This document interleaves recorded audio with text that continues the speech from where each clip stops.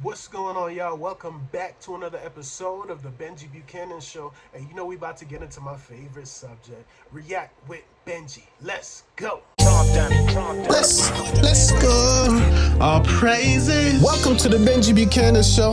This ain't my channel, this guy channel. All praises. React with me. Let's go. You know it's on fire, bro, we lit. Exposing all the dog going on in the city. Like, comment and subscribe if you ride for the king. Ain't no compromising, Brian, by my daddy business. React with Benjy. You know it's on fire, bro, we lit. Exposing all the dog going on in the city. Like, comment and subscribe if you ride for the king. Ain't no compromising, Brian, by my daddy business. React with Benjy.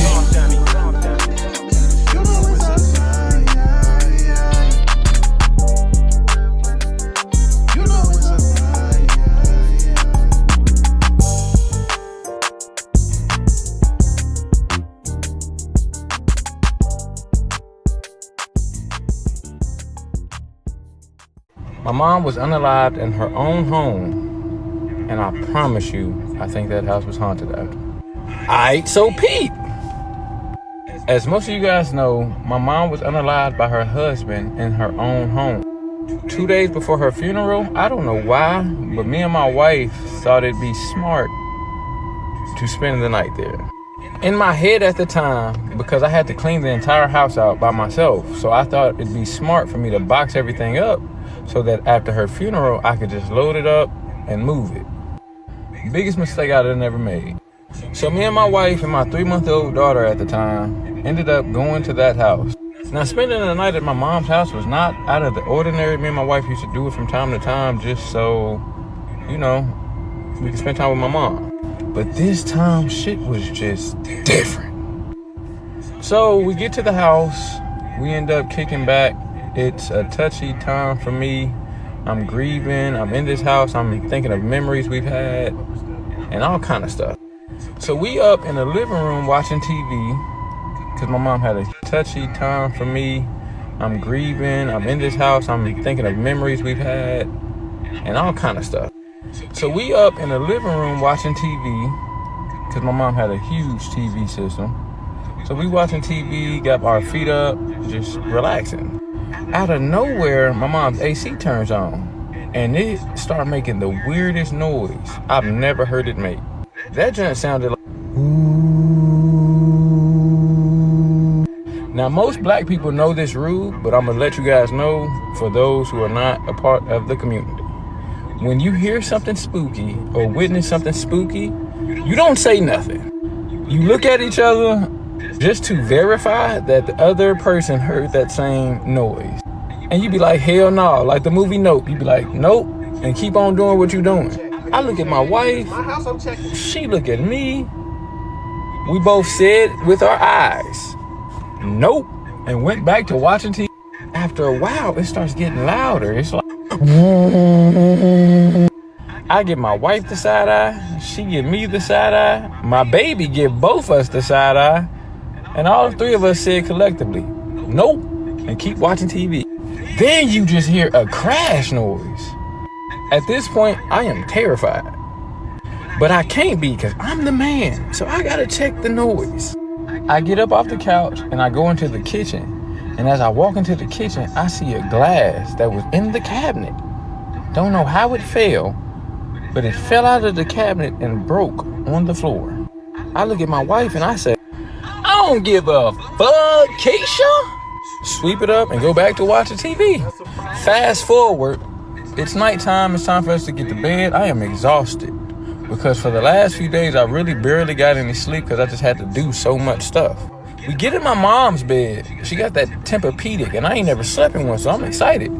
We done got all the sheets off. We done damn near washed the mattress damn near. Had to put new sheets on there because I'm not sleeping in the same mattress that another man's schlong been in. I'm just not doing it. Now, every night before I go to bed, I always go and pee. I use the bathroom, I come back and it's double doors. I close both and make sure they're closed. I fall asleep 3 o'clock in the morning, my wife wakes up because she hears a weird noise. Now she tells me that at this time, she looks at the closet door and it just creaks open like, And she swore she saw a dark figure standing there, staring at her. Once I'm asleep, ain't no waking up, so she couldn't get me awake. She tells me all this information the next day, and I'm like, all right, whatever. I'm not really believing her. I'm like, yeah, okay. I'm thinking she just was spooked out. Next day, we end up leaving the house and trying to get it cleaned out a little bit. The scenario with my mom happened in the garage. So as I'm in the garage, you can just feel this energy. It feels like somebody's like touching the back of your neck. While I'm in there, I'm by myself, and all of a sudden I just hear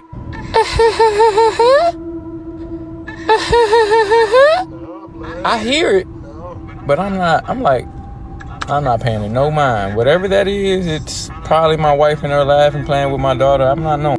Then all of a sudden, something just falls in the garage. Something that should not have failed just fell. I look at it, and just like the black people's room, I said, nope. Got my black ass up out that garage expeditiously. Fast forward, it's nighttime, time for us to go to bed. I go use the bathroom, and as I'm coming out the bathroom, my wife says, make sure you close that door. I need to see that you've closed it and it's not going to be able to be open freely. So I close it and I just do this so she can see like it's closed all the way. And I get in the bed. She would not let me go to sleep. She said, you staying up because you going to witness it. I keep dozing off a little bit and she hit me. I'm like, okay, I'm up. By this time, it's like 2 a.m. And I said, babe, I got to go to sleep. We got to get on the road tomorrow. I got a long drive to go to my mom's funeral. As I'm saying this, all of a sudden, the bathroom door just goes.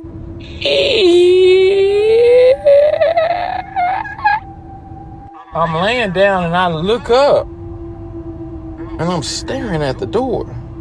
And I swear to you, I saw a dark figure standing there. Me being me, black folk, when we get scared, we get mad. I jump up out the bed, I go, and I just yank the door open. I'm like, what the fuck in here? I don't see nothing. I'm like, bro, what the hell? I end up getting back in the bed and trying to go to sleep, but my mind is racing at this point now. And then all of a sudden, I just start hearing, nigga. Oh, wow. Nigga. Mind you, my mom's nickname for me was nigga. So now I'm terrified. I can't sleep. I say, babe, did you hear that? She said, hell yeah. We ended up getting up out that room and just going straight to the living room and just sleeping in there. The people that my mom rented the house from contacted us like, hey, would you guys like to just move in here?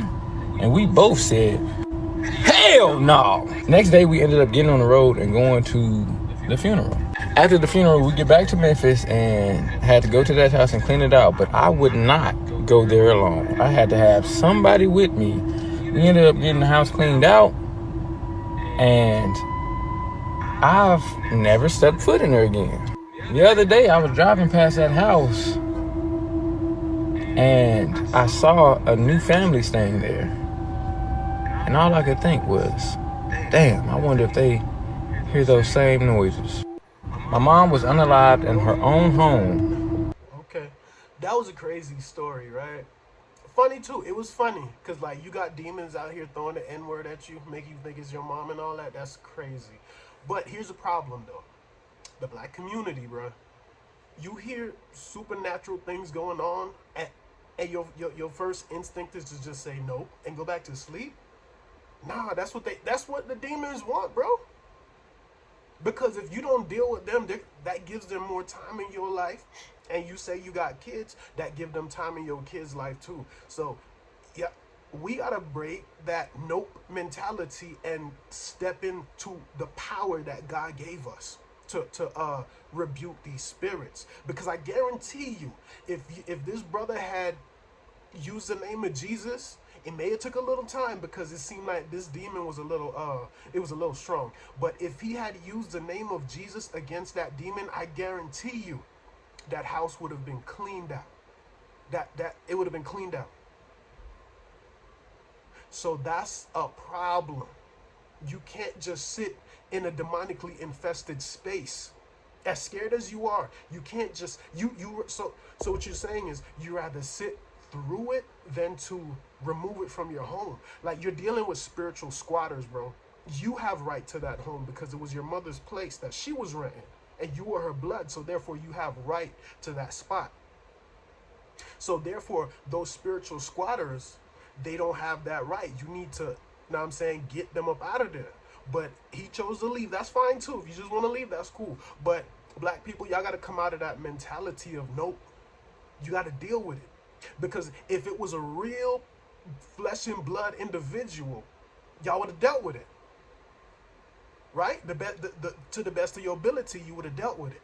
So why, when it's a spiritual individual, you don't deal with it?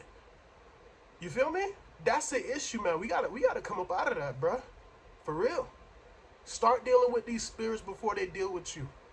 Let's get to the next story. And I promise you, I need you to hear this story because the ending is still something that I cannot explain. I am back with another spooky story. Somebody submitted a spooky story saying that her mother once worked as a nanny for a wealthy Haitian family. At first, everything seemed perfect. 2 good children, great house, perfect salary. But her mother quickly realized that something was wrong. So the children were terrified of their father. And they weren't allowed to talk about their biological mother, who everyone had been told was dead. There was one bedroom in the house that nobody was allowed to enter. One night, after she puts the children in bed, she hears footsteps going on upstairs, and it sounds like it's walking towards the children's bedroom. So she goes upstairs to see what's going on. When she gets upstairs, she notices that room, again, the one that nobody was allowed to enter, the door was wide open. She wasn't the one to open it. It was closed. She noticed that room was actually the children's mother's old bedroom. At this point, the boss starts flirting with the nanny, buying her perfume, complimenting her. It was clear what the boss wanted to do. Now, the person who submitted this story says her mother is not proud of this. She did sleep with the boss, but only out of survival. In reality, she hated him. She knew if she said no, her job would be in jeopardy. So after a while of this, there was a woman that used to work at the house who just quit. She was an older woman, and one day the nanny decides to pay her a visit. At that point, she had been tired of her boss's abuse. Well, she told the old lady that she wanted her get back. The old lady told her, do you want revenge or do you want to teach them a lesson? Because the spirits don't know the difference. Well, the nanny said she wanted revenge. And this is where things get crazy.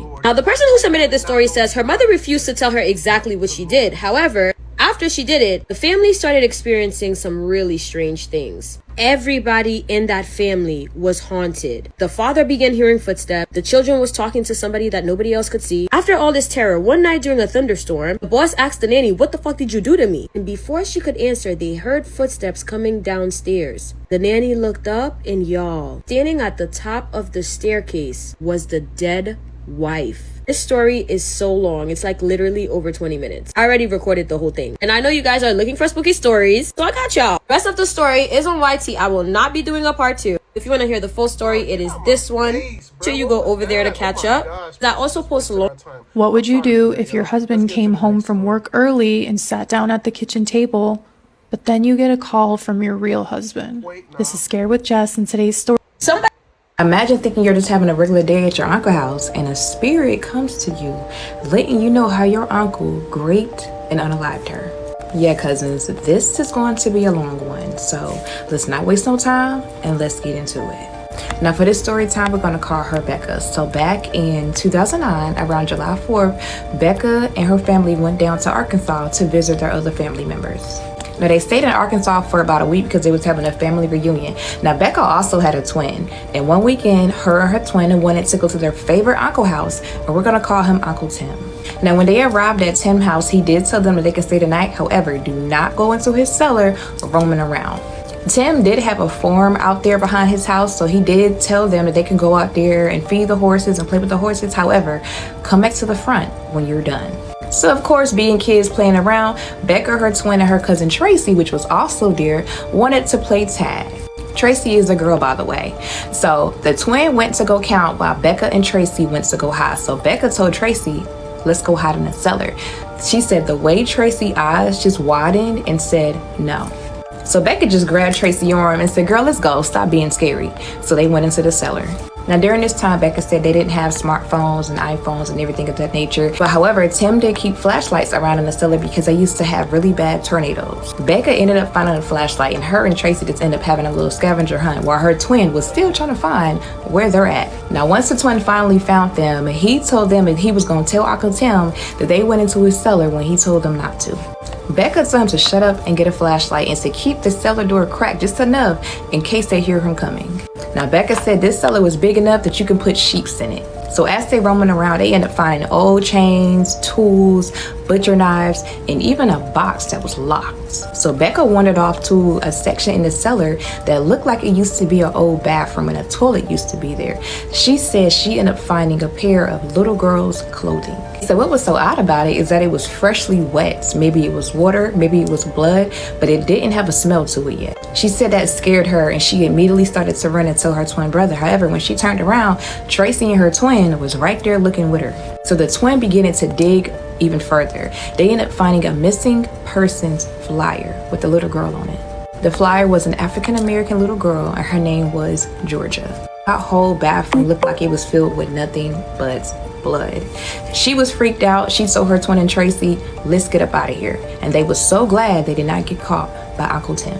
The next day, Becca and her family ended up going to the park. So Becca ended up whispering in her mother's ear everything that they found in Uncle Tim's cellar. Now, Becca's mom ended up telling her and her twin that Uncle Tim was a known egg offender and to never go back to his house without her or her dad being present.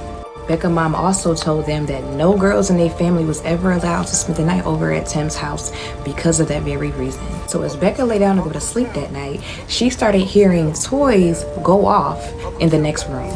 Now, she said there wasn't any babies in the house for the toys to be going off. The youngest person in the house was her sister, and she was only 4, and she was asleep at this time. Becca said she was the only one up because the toys woke her up as she's trying to go back to sleep. She hear her dad gets up trying to figure out who's pushing these toys in this music box for it to go off. But it was nobody. Everyone was asleep except Becca, and she was still in her room. Becca said she had a feeling it was the little girl spirit trying to reach out and get her attention. She said she was not scared because she was already familiar with having spirits reach out to her. She said, but somehow, some way, she fell back asleep. She said the young girl proceeded to come to her and contact her in her dreams, and she remembered this dream so vividly. Now, in Becca's dream, cousins, we're approaching the time limit. So, guys, it will be a second part to this story I'm going to have posted as well. But as you guys are watching this video, make sure that you like, comment, repost, and share it to the next person. Okay, we all cousins. Share it out. What's up, cousins? So just like I said, I'm back with part 2 of Becca's story. So again, let's not waste no time and let's get into it. So as Becca went to sleep that night, the little girl came to Becca's dreams. Becca said the little girl had pink and white barrettes with black bows, and she had dimples, and she had on the same clothing that Becca had found earlier in Uncle Tim's cellar. Becca said she felt like the little girl was trying to show her what happened to her because the dream went to the little girl being outside at her house riding a bike, and then a tall man, snatched her up. So as the little girl is being snatched off her bike, she's kicking and screaming for help, but the man ended up throwing her in the back of his truck. Becca said the little girl was trying to tell her something, but she couldn't make out the words that she was saying. When this tall guy was attempting to hit the little girl with something, Becca said she woke up panicking, and it was 7 o'clock in the morning. So when she got out the bed and went downstairs, her aunt was in the kitchen cooking for everybody that stayed at her house. When she looked outside, she saw her twin outside playing with fireworks, so she ended up running to her twin, crying and telling him what happened in her dream. Becca also told her twin that she doesn't think the little girl that they found on that paper is coming back because she believed that was the girl in her dream that was trying to tell her that her uncle raped her and unalived her. Her twin begins to ask if she tell anybody. Becca said she hasn't told anybody but him about the dream, but she did tell their mom what she found in Uncle Tim's cellar. The twin told her don't tell nobody else because sooner or later it's going to get back to Uncle Tim. So later on that day, Becca ended up asking her mom could they go back to Uncle Tim's house because Becca felt like she needed some answers on what was going on. Becca said the whole time that she was outside, she just felt the little girl's presence as if it was forcing her to go find out the truth and what happened. Now later on, Becca ended up finding out that her uncle was actually dating the little girl's mother. So her aunt ended up having a family barbecue, and the little girl mom came because her uncle is dating her. When the mom arrived, she has a shirt of a missing person, which is the little girl that Becca saw in her dreams. Becca overheard the woman sobbing to her uncle and her aunt about how the police doesn't have any leads and that her daughter is still missing. So Uncle Tim is consoling the mom as if he doesn't know what happened to this little girl. But Becca knew that her uncle had something to do with that little girl disappearance. Becca said she could not get out of her mind how the shirt that this woman had on was the same missing flyer that she saw in his cellar. Becca wanted to tell that woman so bad what she had saw in Tim's cellar, but she knew that adults did not believe kids, and she was also told what goes on in this house stays in this house. Becca ended up telling her mom what she had overheard from the woman. So her mom ended up making contact with the woman and telling her exactly what Becca had said. Just like Becca thought, no one really did believe her. They wanted to see it for themselves. So Becca said it's getting dark. It's around 7 p.m. and the woman wanted to see for herself exactly what Becca saw. So the woman ended up pretending that she was taking Becca and her mom to the store so Becca could tell her exactly what her twin, and Tracy saw. As Becca proceeded to tell this woman what she saw, she said the lady was shaking so bad she almost crashed her car. The woman did say she did have a feeling that either he knew something or knew of something that happened to her daughter, because every time she brought her up, he could never make eye contact with her and he would sweat really bad. She said although he seemed like he cared and was consoling her, she felt like God was giving her signs through her body that something was not right with this man. Now, when they got back to her aunt's house, Tim and the woman started arguing because Tim was questioning the woman as to why he took his nieces somewhere and did not tell him. The woman played it off and said that I took your nieces to the store because she was crying for some snacks. Becca ended up showing Tim her snack bag. So Tim ended up picking up Becca, asking her, are you okay? Did she do anything to you? Did she try anything? Becca said, no, I'm okay. Although she said she was scared because why are you picking me up? Her dad immediately came over and snatched her from him. Her dad tells Tim, don't you ever pick up my daughter again because you're not her father. Then he proceeds to tell Becca to go play with the other kids. So as Becca's walking over, her twin grabs her and say, did you tell that woman what we saw? Becca said, yeah, I did. So they was all out playing till about 10 o'clock that night till the adults told them that it's dark and to get in the house. Becca's mom ended up telling her dad everything that Becca had told her. So that night, Becca's parents packed up her and her siblings and they went and stayed at a hotel. Although they were still staying in town for 2 more days, Becca's dad told them that they was keeping them safe by bringing them to the hotel. So 2 days later, they're heading back home to Milwaukee. As they're on the ride back home, Becca's mom ended up getting a call and all she can hear was crying through the phone from her aunt, but she did not know what the conversation was about. Now when Becca's mom hangs up the phone, she ended up telling them that the police raided Uncle Tim's house the previous night. And they ended up finding everything that Becca said she had saw except the little girl's clothing. He ended up burying the clothing 30 miles from where he lived. Because of what Becca told the woman, she had even more of a suspicion that he had something to do with her disappearance. So instead of going alone, she ended up contacting the police, telling her everything. They ended up going to his house and questioning him. That's when the police found specks of blood and issued a warrant. When the police came back with the search warrant, they found blood from his house to his attic to his cellar that belonged to the little girl. Until this day, the man is incarcerated, and this happened in 2009. Yes, cousins, that was a lot. So if you guys have any stories that you want to tell me, please don't hesitate to send it to my DM or the email that's in my bio. If you guys have a spooky, scary story time or anything paranormal. That's crazy. That is crazy because, again, the black community, bro. You knew Uncle, whatever his name was a child. You know what I'm saying? You knew that he had an appetite for children. And yet you allow him to continue to come around your daughters and your sons. This is a problem in the black community, bro. And I'm sure it happens in other communities or whatever, but this is a problem. We got to protect the children, because if you don't protect the children, then guess what?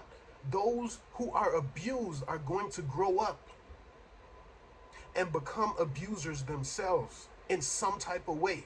And it may not be in the same way that this dude did, but in some type of way, their mental is not going to be right.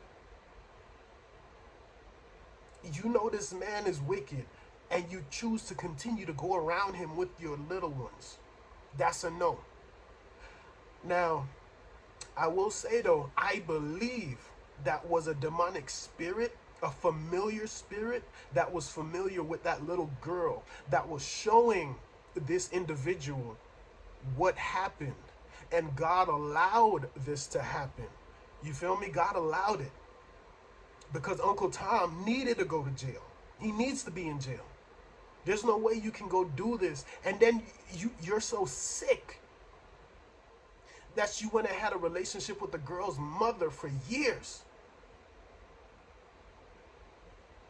Knowing how hurt this woman was. It reminds me of the story of when that one dude had his way with Jacob, one of Jacob's daughter, his only daughter, who he didn't really like because he didn't like her mother, but he was forced to be with her. You feel me? That's what it reminds me of. But the difference is, instead of going along with it, once the brothers heard what happened to their sister, they went and took revenge on the whole city that dude was from. All the men got. You feel me? Now, I'm not saying that's right. You should have just dealt with who you had to deal with.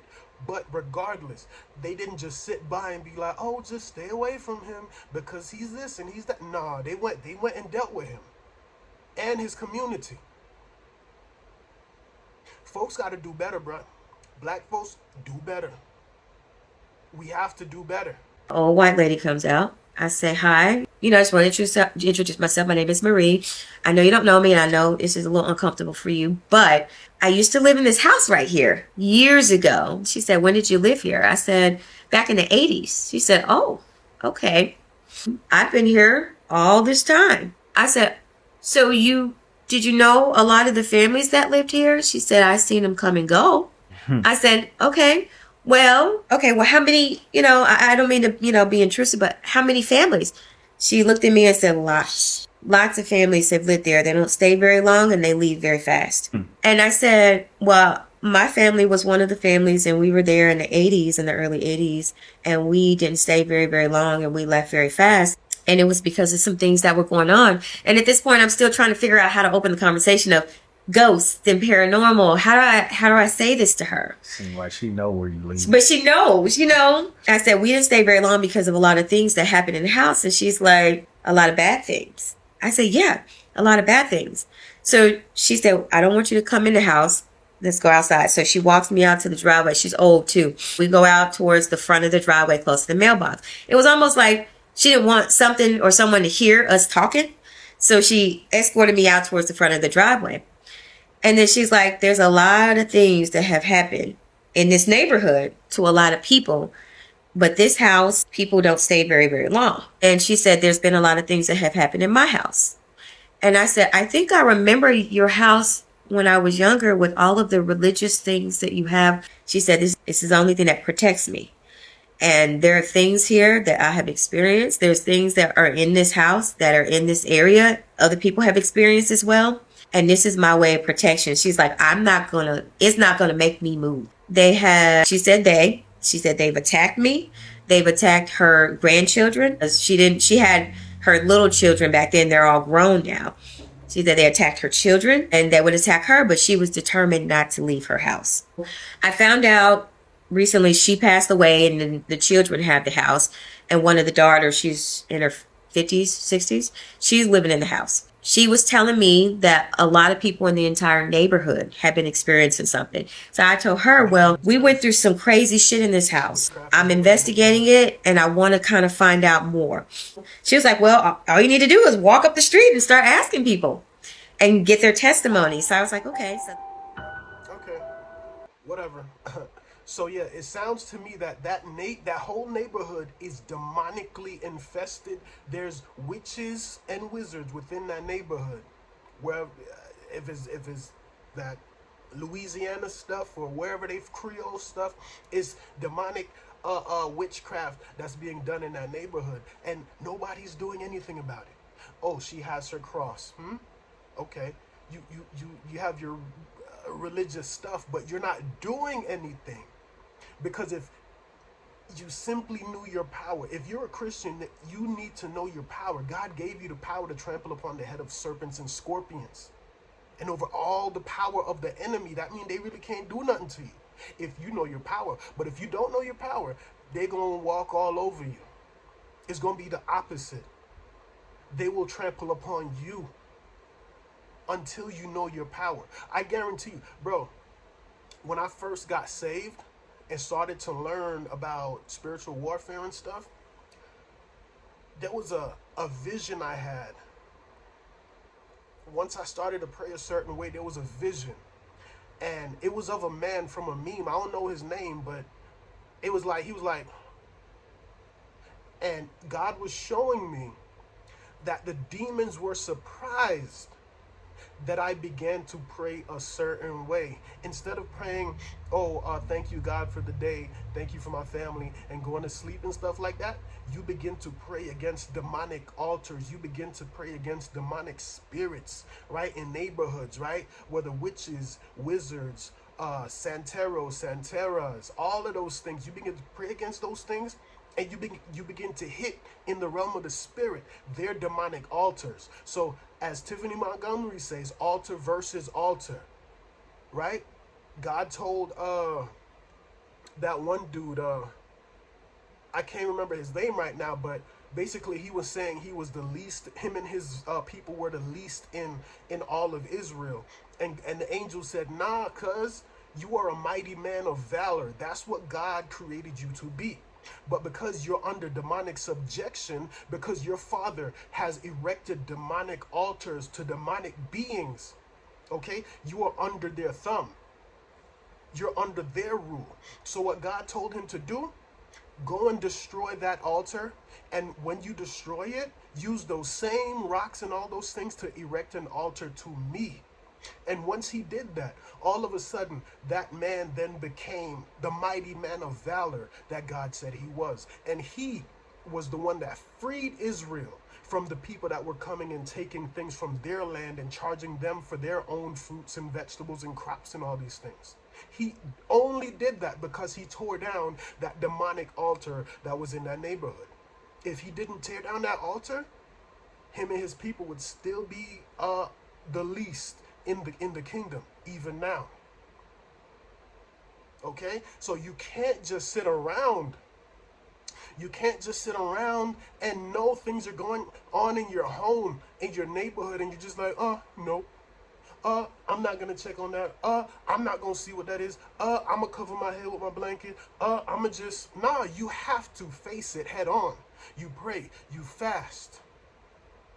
You read the word of God, because demons hate the word of God. You remind them of their punishment. You remind them of their end, which is the lake of fire with their Lord, Satan. Now I'm saying, if we rebuke all them demonic spirits out of our atmosphere, whoever it is, whatever it is, rebuke it out of your atmosphere, bruh.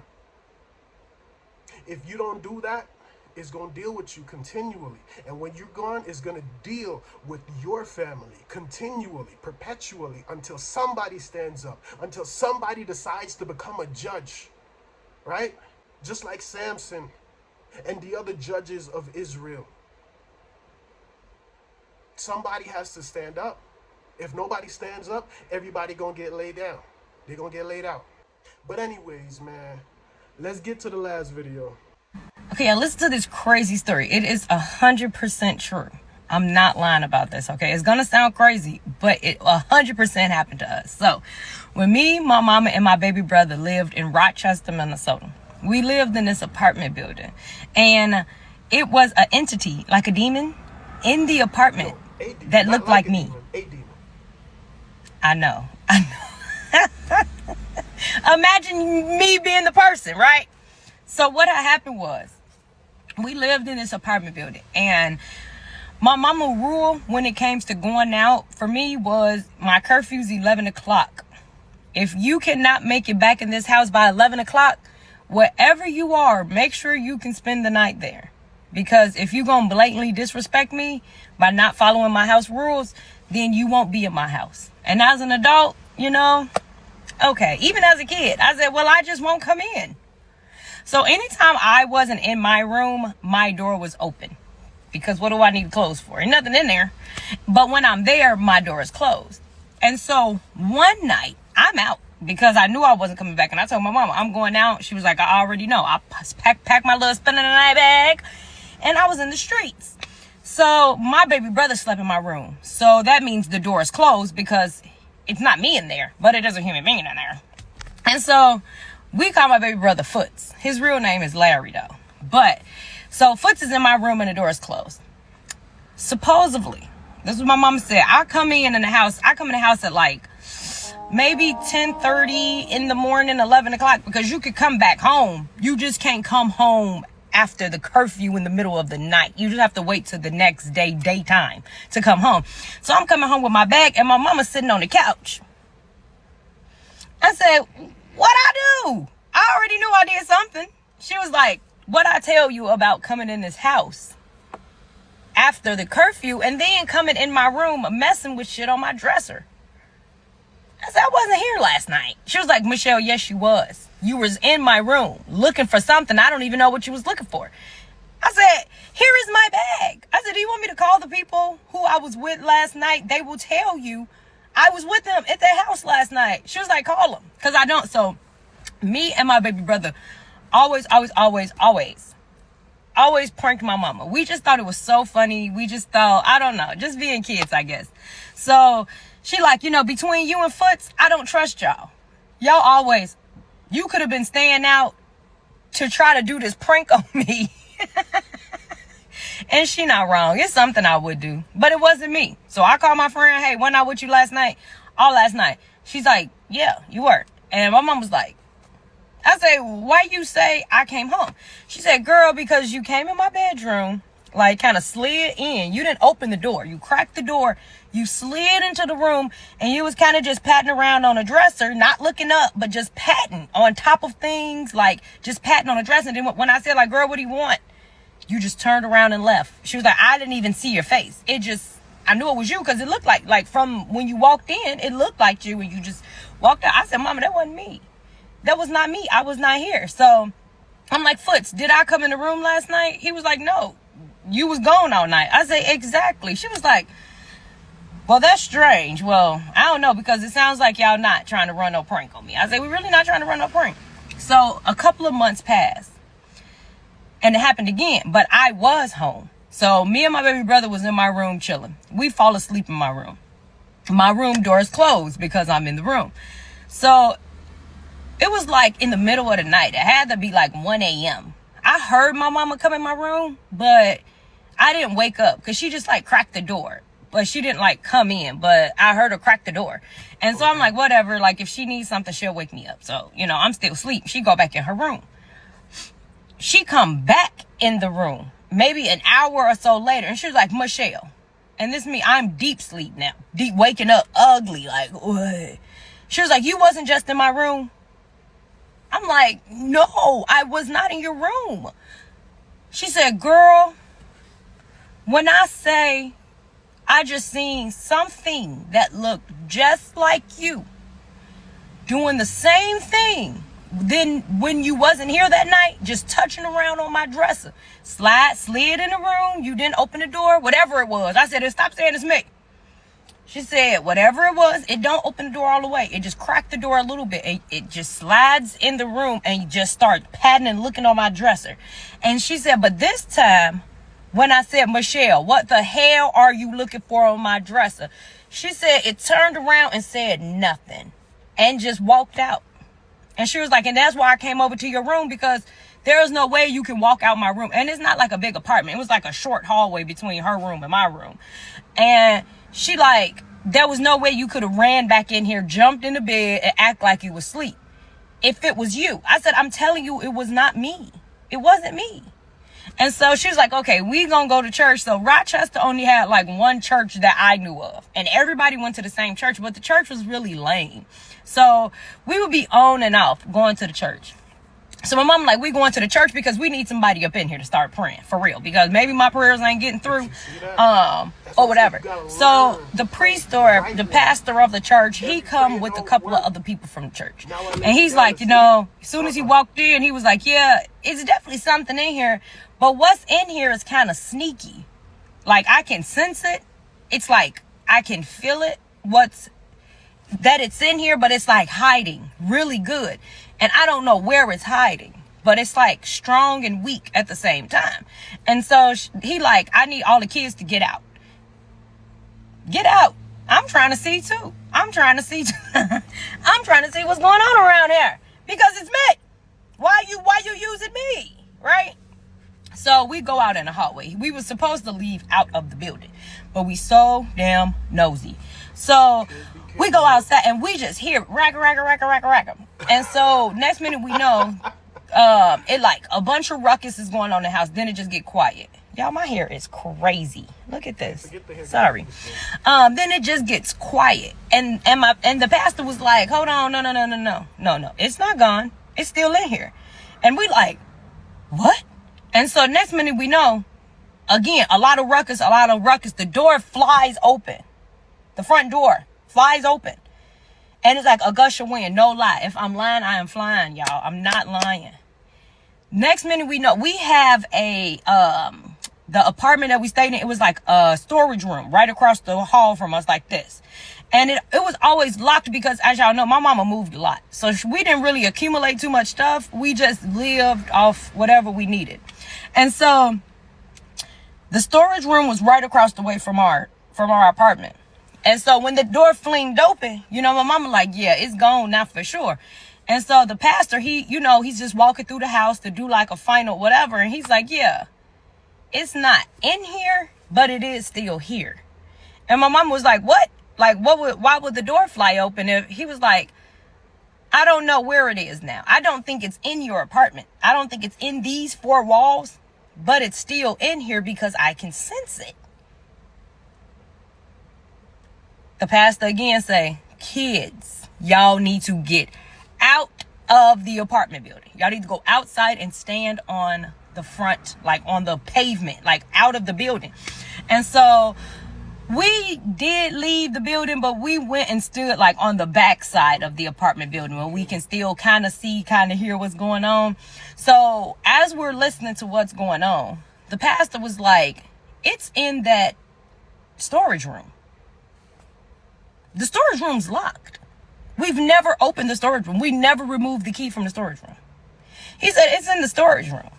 And I think what's been happening is that people have probably came and prayed, and it goes out in the storage room and people don't sense it in the house anymore. And so they think that it's gone, and it's not. It's hiding. Just like it was hiding somewhere in here. It could have never been hiding in here. It could have always been in the storage room. Okay. So I'm gonna make a part 2 to finish it up. Okay, now listen to this crazy story. It is 100% true. I'm not lying about this, okay? It's gonna sound crazy, but it 100% happened to us. So, of the demon that was in our apartment in Rochester that was looking like me. So the pastor cast the demon out of the house. So the door opens up, you feel the wind, you feel everything leaves the house. So the pastor tell the kids, y'all need to go out the building because this is serious. Like, y'all can't be around because y'all are like sensitive humans. Like, it can attach to y'all. We hard-headed. We still close enough to kind of see, kind of hear what's going on in the apartment. So we lived upstairs, but it was like the echo in the apartment. You can hear what's going on downstairs outside. So we listened closely, and the pastor, like, the demon or entity that was in your apartment, we had a storage room door on the other side of our apartment like this. We never unlocked. When he cast it out of the house, it went into the storage room. The pastor said when he came in, he can sense that the demon was hiding somewhere. And he thought like somewhere in the house. But the whole time he said he think that it's been in the storage room. That's where it hides. So when people come, like pastors and all that stuff, it does technically get out of the house. So the praying and stuff isn't necessarily affecting it because it's hiding in the storage room. So he's like, you know, he even told my mama, he was like, you know, honestly, I may need you to leave because if it's this clever, this is either something that's been around here a long time or something. But I need everybody that did not come with me from the church. I need y'all outside. When I say that man and them people got to war with this thing, never unlock the storage room. It stayed locked. And he said, I'm not gonna come in there and get you, but you coming out. But you coming out. And they just got the praying. When I say that thing ripped the hinges off of the storage room, and it sound like, I don't know if y'all ever been around a bunch of elementary school kids coming down the stairs. How it's just like pat, pat, pat, pat, pat, pat, pat. Just a bunch of little feet like running at one time coming down. That's what it sounded like. That thing ripped out of that damn storage room. Boom! And it sounds like a whole bunch of people was running down the stairs, like out of the building. And so the pastor put like salt or something down. I mean, we couldn't, we was really like scared at that point. So we really did move away. So I'm not sure what the salt did. I think probably stopped it from coming back in. I'm not sure. But when it was said and done, because everybody in the building heard it, it was just like a threeplex. And so it was us at the top and 2 people below us, like basement apartments. And so the people in the basement apartments was like, you know, it's so crazy that it was actually something in that apartment, because before y'all moved in, the people that lived up there, we think they was doing some type of voodoo or whatever, or maybe the people before them, we don't know who brought it in. But even when people was not home, because she said at one point it was just a single woman living up there, and she would go to work every day from 9 to 5. And from 9 to 5, she said she would hear people talking in that apartment. She would hear people walking around in it. And it's me. Now, you've been knowing us for at least a solid 4 months, and you never thought to tell us that. And I'm still wondering why the hell was it disguised as me? That was the mind-blowing part of the story. But yeah, that thing, I still don't know what it is to this day. But thank God it was gone. But that was like one of the, we low-key, not always, but we lived in a couple of like spooky houses or whatever. But yeah. Okay, this part 2 of the So, definitely a demon. There was definitely a door open, whether through witchcraft. Well, had to be through witchcraft. But one of them residents opened the door at some point in time. And this is what happens. Okay? Demons come in. Demons come in and they attach to people. And you heard how they said children are sensitive. So these spirits will try their best to attach to a child. Okay? That's what they look for the most. I was listening to something the other day, and they said demons prefer children because they have a longer shelf life in the lives of those children versus a grown-up, right? They'd rather possess a child versus somebody that's 80, 50, 80, 90 years old, because they don't got, they don't have much time left, and they want as much time as possible to do their evil, to do their dirt. So they tend to go for the children. So simply fasting and praying and reading the word of God, bro, it would have got it up out of there. But a lot of people don't know this stuff. They think it's jokes. They think, oh, these Christians are crazy. Talking about they praying against demons and all these different things. But when you go into the Bible, when you see your Lord and Savior Jesus Christ doing this thing, casting legion out of that man in the Gadarenes who was scratching himself and breaking chains and all these different things, and freeing him to the point where that man went on to become an evangelist for Jesus Christ in his own area. Like, he went to go evangelize after Jesus freed him from those demons. After something like that, ain't no way you wouldn't give your life. Know what I'm saying? Who else? The boy that was possessed by the lunatic spirit, who would always be messed with by, like, when the moon come out and all these things, right? And then it would throw him into the water and into the fires to try to kill him many different ways. What about the deaf and dumb spirit? Like, you feel me? Like, Jesus cast all these spirits out of people. The girl possessed with the spirit of Python, who gave her the ability to fortune tell, right? That is demonic, because it's coming from a source that is not the Father in heaven. is coming from the father of lies and his people, the Satan and his people. So therefore, that's why it's unclean. Even if it's true, even if they tell you, hey, don't do this because if that happens, then this X, Y, and Z, even if it's true, it's still dirty, it's still unclean because it's coming from the devil himself, and the devil is not out to help anybody. He hates every single human with a passion because we have a communion with the Father, something that he will never have again. And at some point, he and all his hosts will be thrown into the lake of fire.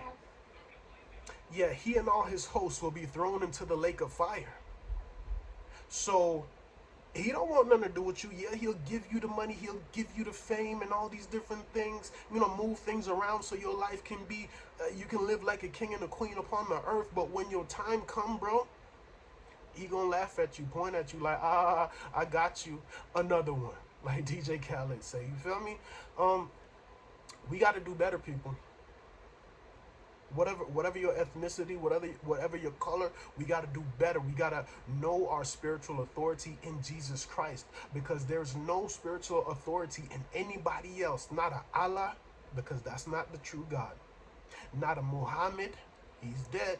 Not Buddha, not Krishna, not no Ifa, not no Ogun or Batala. And as a matter of fact, I curse every single one of those demonic spirits out of my atmosphere, right? I release the rebuke and the blast of the Lord at every single one of those demonic spirits right now. I plead the blood of Jesus over me and everybody that watches this video. We pray that there's no backlash and retaliation for anybody that watches this video, but instead let there be angelic godly visitations and that spiritual understanding in Jesus' name. Okay, now this is the end of the video. So right now, what I like to do at the end of these is give y'all the opportunity, if you're not a Christian and want that spiritual eternity card, you see it's right there, that spiritual eternity card, all you got to do, man, is believe in your heart and confess with your mouth that Jesus Christ is Lord. You must believe that he died and was risen on the third day, and that he ascended back to the kingdom of heaven to sit by the right hand of the Father, where he makes intercessions for those who are his, for those who will have that eternity card. You want one? That's all you got to do. Now I'm saying, to begin to change your life. He will begin to move in your life. You will begin to, over time, through the process of sanctification, stop doing a lot of the things you were doing. Over time. It's not overnight, it's over time. So that's the opportunity that we offering you today. But hey, like I always say, man, get out your flesh and get in the spirit. God bless. Peace.